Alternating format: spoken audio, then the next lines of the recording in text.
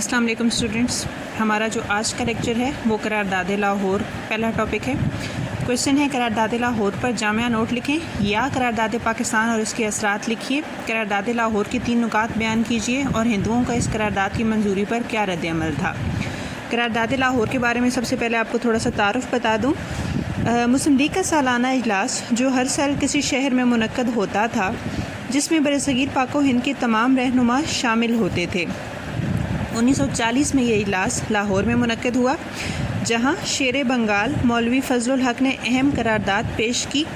یہ قرارداد 22 مارچ کو پیش کی گئی تھی۔ اگلے دن یعنی 23 مارچ کو برصغیر کے تمام علاقوں کے نمائندہ رہنماؤں اور عوام کی ایک کثیر تعداد منٹو پارک لاہور میں موجود تھی۔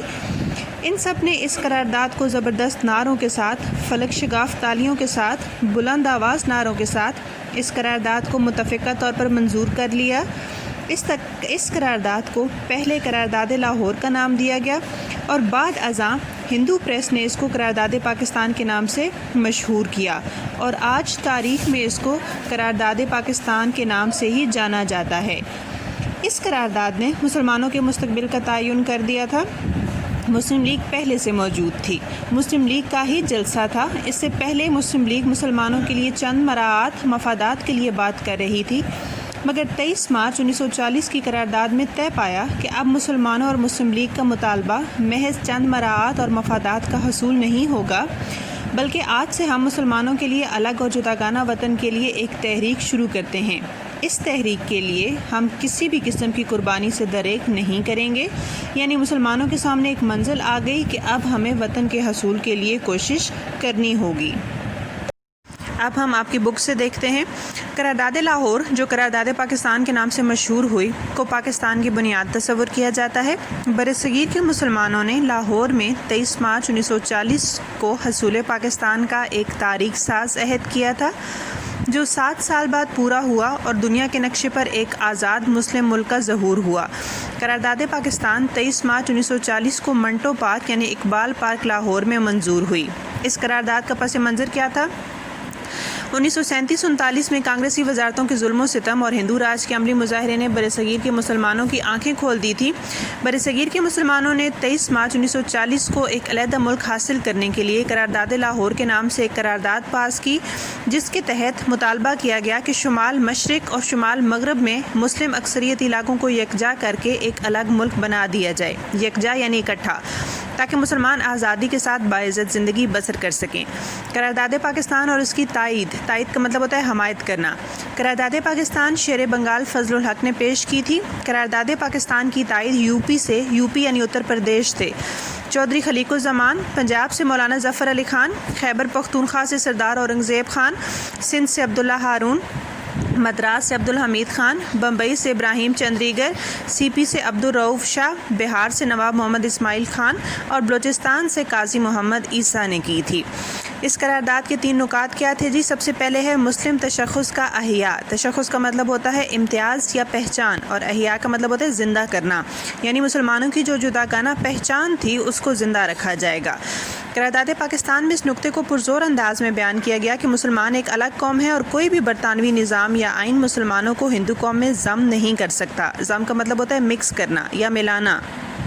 پاکستان میں حکومت برطانیہ سے مطالبہ کیا گیا تھا کہ برصغیر کے مسلم اکثریت علاقوں پر مشتمل ایک آزاد اور خود مختار مسلم ریاست تشکیل دی جائے۔ قرارداد میں ریاستوں کا لفظ تھا، مگر قائد اعظم اور دوسرے رہنماؤں نے ہمیشہ ایک ریاست یعنی پاکستان ہی کا ذکر کیا۔ تاہم اس غلطی کو 1946 میں دور کر کے ریاست کا لفظ شامل کر لیا گیا۔ اقلیتوں کا تحفظ۔ قرارداد پاکستان میں اس بات کی بھی منظوری دی گئی تھی کہ پاکستان میں اقلیتوں کو ہر قسم کا تحفظ فراہم کیا جائے گا۔ برصغیر پاک و ہند میں ہندو چونکہ اکثریت میں تھے اور مسلمان اقلیت میں تھے، اور ان کے ساتھ بہت ظلم و ستم ہوا، اس لیے جب قائد اعظم یا مسلم لیگ کا کوئی بھی فرد پاکستان کے حوالے سے بات کرتا تھا یا مسلمانوں کے حقوق کے حوالے سے بات کرتا تھا تو اس میں اقلیتوں کے تحفظ کی بات ضرور کی جاتی تھی۔ اس قرارداد پر ہندوؤں کا کیا رد عمل تھا جی؟ ہندو کبھی برصغیر کی تقسیم کے لیے تیار نہ تھے۔ برصغیر کے مسلمانوں نے جب قیام پاکستان کے لیے قرارداد پاس کی تو اس سے برصغیر میں ہندو مسلم دشمنی میں مزید اضافہ ہوا۔ اس قرارداد نے سب سے زیادہ سکھوں کو متاثر کیا۔ قرارداد پاکستان نے کانگریس کو بوکھلا کر رکھ دیا. بوکھلا کر یعنی گھبرا کر. کانگریسی رہنماؤں نے اپنی ذاتی حیثیت سے پاکستان اسکیم کو مسترد کر دیا، مگر کانگریس بحیثیت سیاسی جماعت 2 سال تک کوئی رد عمل کا اظہار نہ کر سکی. سکھوں کی سیاسی جماعت شرومنی اکالی دل نے فروری 1940 میں پاکستان کے تصور کی مخالفت کر دی تھی، جبکہ کانگریس نے مسلم ریاست کے مطالبے کو 1942 میں مسترد کر دیا. ہمارا جو نیکسٹ کوشچن ہے وہ ہے کرپس مشن. کرپس مشن کی تجاویز کیا تھی؟ نیز کرپس مشن کے خلاف ہندو مسلم رد عمل پر نوٹ لکھیں. کرپس مشن کے تعارف کے حوالے سے تھوڑی سی بات کر لیتے ہیں. 1935 کے ایکٹ کے تحت 1937 میں برصغیر پاک و ہند میں الیکشن ہوئے. یہ الیکشن ہندو جیت گئے، یعنی کانگریس جیت گئی. مسلم لیگ اس میں خاطر خواہ کامیابی حاصل نہ کر سکی. کانگریس نے پہلے 6 اور پھر مزید 2 صوبوں میں اپنی حکومتیں بھی قائم کر لیں. 1937 سے 1939 تک کانگریسی وزارتیں قائم رہیں. یہ موقع تھا جب جنگ عظیم دوم بھی جاری تھی. ایک طرف برطانیہ، امریکہ اور اس کے اتحادی تھے، ایک طرف جاپان، جرمنی، ترکی اور اس کے اتحادی تھے. ظاہری طور پر یہ لگ رہا تھا کہ برطانیہ یہ جنگ ہار رہا ہے اور جاپان، جرمنی یہ جنگ جیت رہے ہیں. جرمنی آگے بڑھتا پیش قدمی کرتے ہوئے ہندوستان کی سرحدوں یعنی برما تک پہنچ گیا. صاف لگ رہا تھا کہ جاپان، جرمنی یہ جنگ جیت جائیں گے اور برطانیہ یہ جنگ ہار جائے گا.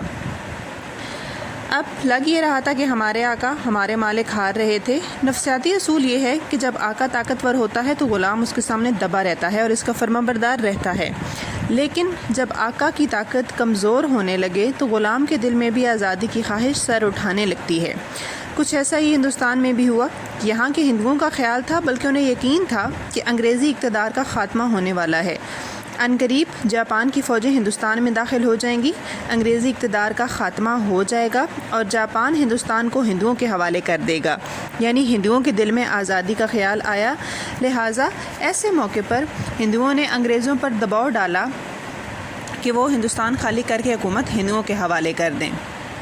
ہندوؤں نے دباؤ ڈالنے کے لیے 1939 میں وزارتوں سے استعفیٰ دے دیا. مقصد یہ تھا کہ برطانوی حکومت پر دباؤ ڈالا جائے اپنے مطالبات کو منوانے کے لیے. ہندوؤں کا خیال تھا کہ برطانوی حکومت ان کے سامنے مجبور ہو جائے گی اور استعفیٰ قبول نہیں کرے گی، ہندوؤں کے مطالبے مان لے گی. لیکن اس کے برعکس برطانوی حکومت نے کانگریس کے استعفے قبول کر لیے اور یوں 1937 میں قائم ہونے والی یا بننے والی کانگریسی وزارتیں 1939 میں ختم ہو گئی. اس کے فوراً بعد 1940 میں برصغیر کے مسلمانوں نے بھی مطالبہ رکھ دیا تھا قیام پاکستان کا اور کہا تھا کہ اب آئندہ ہم کسی ایسی تجویز سے اتفاق نہیں کریں گے جس میں مسلمانوں کی الگ ریاست کا وعدہ نہ کیا جائے. یہ برطانیہ پر ایک مشکل وقت تھا. ایک تو وہ جنگ عظیم میں گھرے ہوئے تھے اور ناکامی اور شکست نظر آ رہی تھی، دوسری طرف ہندوؤں نے دباؤ ڈالنے کے لیے استعفے دینا شروع کر دیے اور برطانوی حکومت پر پورا پریشر ڈال رہے تھے. ادھر برصغیر کے مسلمانوں نے بھی باقاعدہ طور پر تحریک پاکستان شروع کر دی تھی. تو یہ بہت پریشان کن وقت تھا حکومت برطانیہ کے لیے. اس وقت برطانیہ کو شدید ضرورت تھی ہندوستانیوں کی کہ ہندوستان کی فوج برطانیہ کے ساتھ مل کر لڑے. لہٰذا اب ہندوستانیوں کو خوش کرنا، ان کو راضی کرنا انگریز حکومت کی مجبوری بن چکی تھی. وہ جنگ میں گھرے ہوئے تھے، تو اس پس منظر میں برطانوی حکومت نے پھر سر اسٹیفرڈ کرپس کو 1942 میں ہندوستان بھیجا کہ کسی طرح ہندوستانیوں کی ہمدردیاں حاصل کی جائیں، ان کے ساتھ تعلقات کو بہتر کیا جائے تاکہ ہندوستانی برطانیہ کے ساتھ جنگ میں شریک ہوں. آپ کی بک کے مطابق کرپس مشن کا پس منظر ایک طرف دوسری جنگ عظیم میں برما کے بعد برصغیر پر جاپانی فوج کے حملے کا خطرہ بڑھ گیا تھا، تو دوسری طرف قرارداد پاکستان کی منظوری سے برصغیر کی اندرونی سیاست ایک نئے باب میں داخل ہو چکی تھی. ہندوستان چھوڑ دو تحریک اور مسلم لیگ کے تقسیم کرو اور ہندوستان چھوڑ دو کے نعروں نے انگریزوں کے لیے بہت سے مسائل کھڑے کر دیے تھے. ان حالات میں حکومت برطانیہ نے حکمت عملی کا مظاہرہ کرتے ہوئے ہندوستان کے لیے کرپس مشن تشکیل دیا تاکہ برصغیر کے حالات کو اپنے لیے موافق بنا کر جنگ میں تمام اقوام کی مدد کو یقینی بنایا جا سکے. موافق کا مطلب ہوتا ہے اپنے مطابق بنا کر. اس مشن کی تجاویز کیا تھی؟ 1942 میں تمام سیاسی جماعتوں کی جنگ عظیم میں حمایت حاصل کرنے کے لیے سر اسٹیفرڈ کرپس کی سربراہی میں ایک وفد ہندوستان آیا، جس نے تمام سیاسی رہنماؤں سے ملنے کے بعد اپنی تجاویز پیش کی. وہ تجاویز مدرجہ ذیل ہیں. سب سے پہلے ڈومینین اسٹیٹس کا درجہ یعنی بادشاہت کا نظام قائم کیا جائے. جنگ عظیم دوم کے خاتمے کے بعد برصغیر کو برطانیہ کے ماتحت ڈومینین کا درجہ دے دیا جائے گا، جس میں زیادہ اختیارات مقامی لوگوں کو منتقل ہو جائیں گے. دستور سازی کے لیے ایک مرکزی اسمبلی منتخب کی جائے گی، جس کے لیے چناؤ کا اختیار صوبائی قانون ساز اسمبلیوں کے ارکان کو حاصل ہوگا. عبوری انتظامات عبوری ہوتے ہیں عارضی طور پر یا وقتی طور پر. جب تک جنگ ختم نہیں ہوتی اور آئین تیار نہیں ہوتا، ملک کے دفاع کی ذمہ داری حکومت برطانیہ پر عائد ہوتی ہے. یونین سے علیحدگی. کرپس متحدہ ہندوستان کے حق میں تھا، مگر صوبوں کو اجازت دی گئی کہ وہ یونین سے الگ ہو سکتے تھے. عوامی رائے کے ذریعے علیحدہ ہونے والے صوبے اپنا الگ وفاق بنا سکیں گے. اقلیتوں کے حقوق کا تحفظ. اقلیتوں کے حقوق کے تحفظ کے لیے مناسب اقدامات اٹھائے جائیں گے.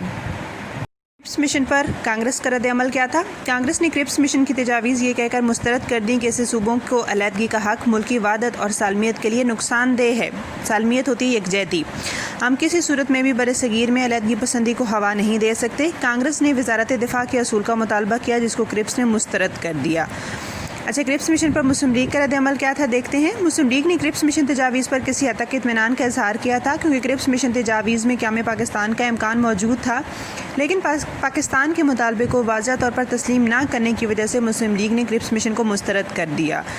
کرپس جواہر لال نہرو کا دوست تھا. کانگریس اس سے بہت سی امیدیں وابستہ کیے ہوئے تھے. دوسری جانب امریکہ بھی برطانوی حکومت کو مجبور کر رہا تھا کہ کرپس مذاکرات کامیاب ہونے چاہیے، مگر انگریز نے جواب دیا کہ وہ مسلمانوں کو نظر انداز نہیں کر سکتے، کیونکہ وہ جنگ میں برطانیہ کا ساتھ دے رہے ہیں، اور دوسرا مسلمانوں کے نقصان سے مسلمان ممالک میں بھی انگریز مخالف رد عمل پیدا ہو سکتا ہے.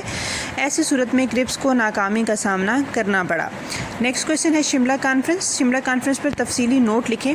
شملہ کانفرنس کے حوالے سے تھوڑا سا اس کے تعارف پر بات کر لیتے ہیں. سب سے پہلے دوسری جنگ عظیم میں پہلے تو برطانیہ کی شکست نظر آ رہی تھی اور یہ لگ رہا تھا کہ جرمنی اور جاپان جنگ جیت جائیں گے.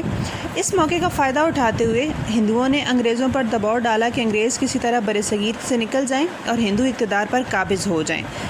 مگر بعد ازاں حالات نے پلٹا کھایا اور نظر آنے لگا کہ جاپان اور جرمنی جنگ ہار جائیں گے اور امریکہ، برطانیہ اور اس کے اتحادی کامیاب ہو جائیں گے. جب ہندوؤں نے یہ دیکھا کہ برطانیہ ہی جیت رہا ہے تو اب کانگریس نے ایک اور چال چلی. اب انہوں نے مسلم لیگ کو ساتھ ملانے کی کوشش کی کہ آئیے مل کر جدوجہد کرتے ہیں، لیکن قائد اعظم گاندھی کی چالوں سے خوب واقف تھے. وہ ان کی چالوں میں نہ آئے. قائد اعظم سمجھتے تھے کہ ہندو مسلمانوں کو استعمال کرنا چاہتے ہیں اپنے مفاد کے لیے. یہ وہ صورتحال تھی جس میں شملہ کانفرنس کا انعقاد ہوا.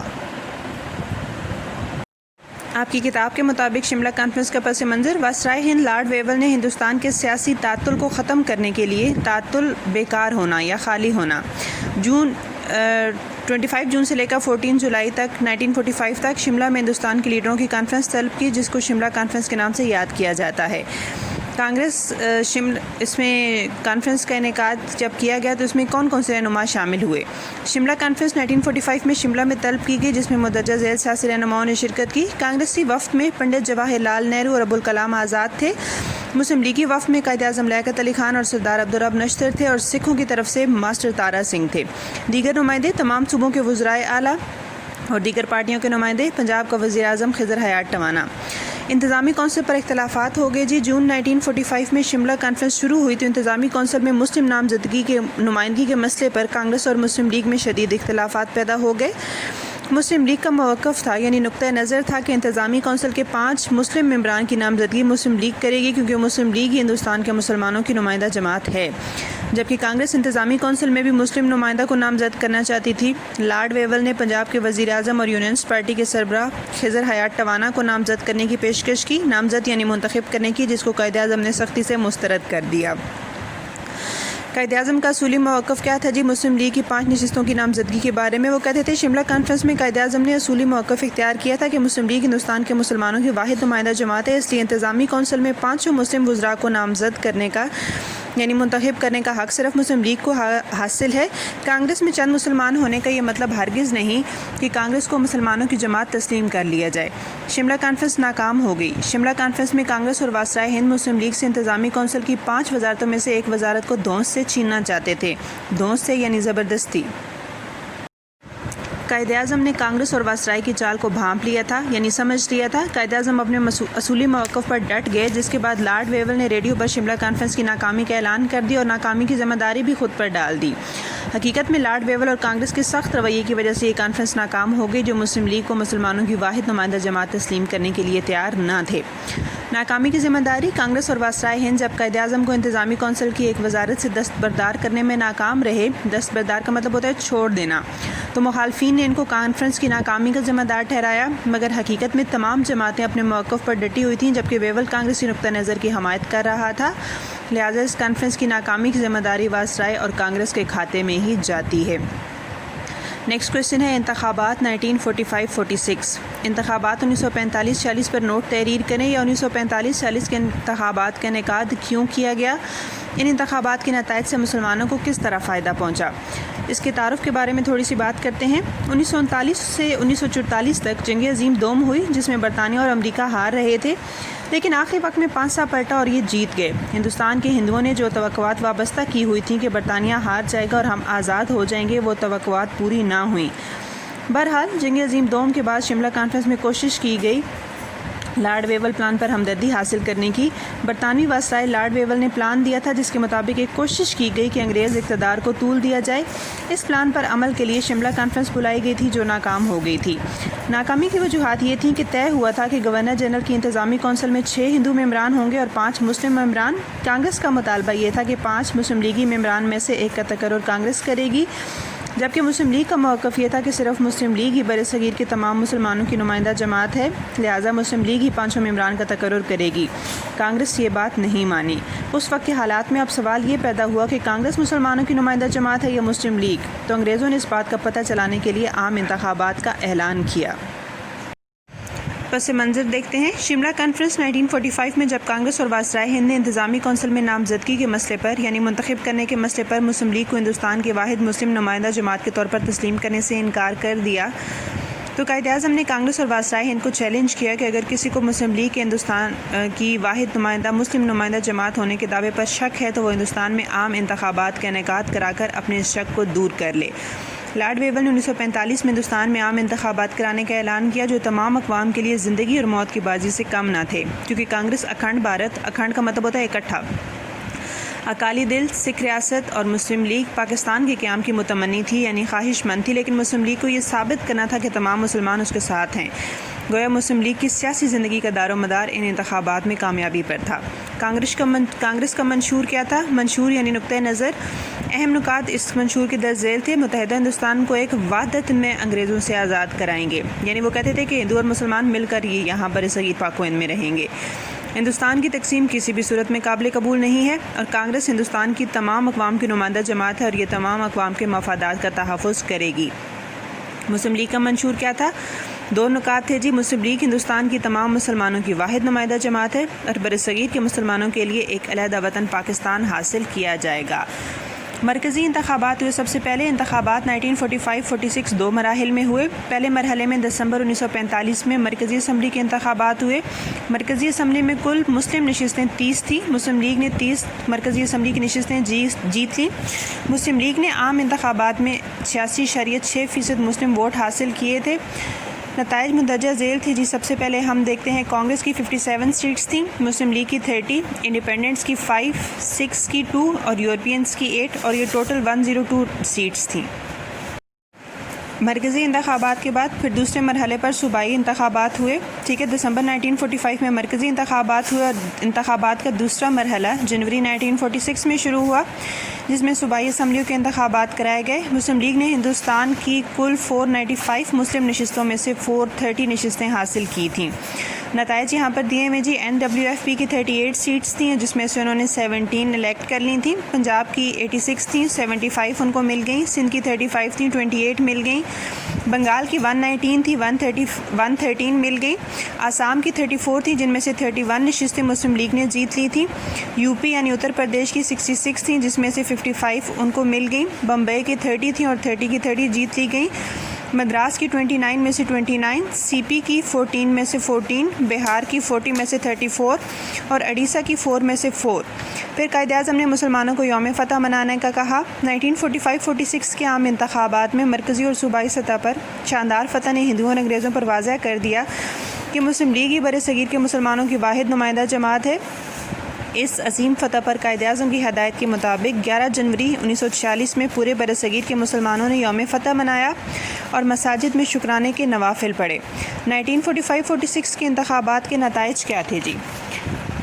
سب سے پہلی بات جو یہاں پر ثابت ہوئی وہ یہ تھی کہ مسلم لیگ واحد نمائندہ جماعت ہے۔ ان انتخابات کے بعد مسلم لیگ کے ہندوستان کے تمام مسلمانوں کی واحد نمائندہ جماعت ہونے کا دعویٰ درست ثابت ہوا۔ کانگریس اور انگریزوں نے مسلم لیگ کے اس دعوے کو تسلیم کر لیا۔ مطالبہ پاکستان کو تقویت حاصل ہوئی۔ تقویت کا مطلب ہوتا ہے مضبوطی۔ پنجاب میں اگر مسلم لیگ ہار جاتی تو پاکستان کا بننا ناممکن تھا۔ پنجاب میں یونینسٹ امیدواروں کی ضمانتیں ضبط ہو گئیں۔ مسلم لیگ کے انتخابات میں شاندار فتح سے برصغیر کے مسلمانوں کے مطالبہ پاکستان کو بے پناہ تقویت حاصل ہوئی۔ مسلم لیگ کی شکست کی صورت میں مطالبہ پاکستان یکسر طور پر ختم ہو جاتا۔ یکسر طور پر یعنی بالکل یا مکمل طور پر۔ قیام پاکستان 1945-46 کے انتخابات پاکستان کے قیام کا فوری سبب بنے۔ اگر مسلم لیگ ان انتخابات میں اپنے آپ کو ہندوستان کے مسلمانوں کی واحد نمائندہ جماعت کے طور پر ثابت کرنے میں ناکام رہتی تو پھر شاید کبھی پاکستان وجود میں نہ آتا۔ یہ انتخابات قیام پاکستان کا باعث بنے۔ اس سے ایک بات سامنے آ جاتی ہے کہ پاکستان بنانے کا فیصلہ عوامی اور جمہوری تھا، کیونکہ اس کی توثیق عوام نے لیگ کو ووٹ دے کر کیا۔ توثیق مطلب تصدیق۔ یہی وجہ ہے کہ اس کامیابی نے انگریزوں اور ہندوؤں کے موقف کو کمزور کر دیا، کیونکہ دونوں ہندوستان کو متحد رکھنا چاہتے تھے، مگر مسلم عوام نے ہندوستان کی تقسیم مطالبہ پر مہر ثبت کر دی۔